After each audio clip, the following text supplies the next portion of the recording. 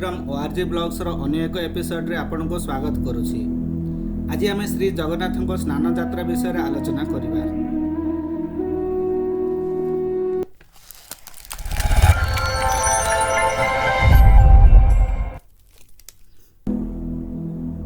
श्रीक्षेत्र रे श्री जगन्नाथ 12 मासरे 13 यात्रा बोली कहा जाए।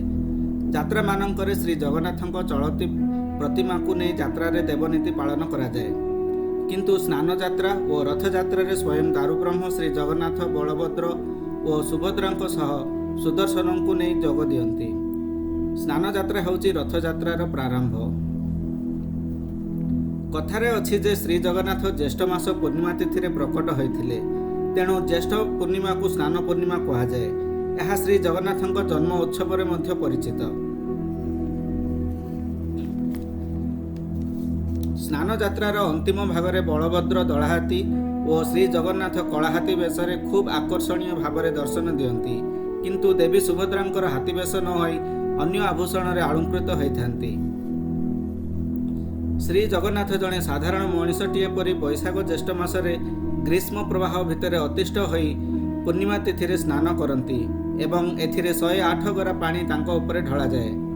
एते गुड़ाए पानी एकाठी ढला हेले जेकोसी लोकंकु थंडा बा ज्वर हेबा स्वाभाविक।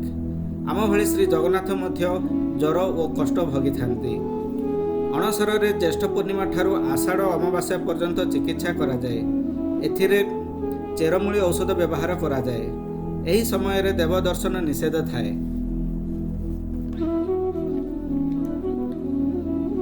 समस्त देवादेवी आरोग्य लाभ करी भक्त माननकु दर्शन देइथांती।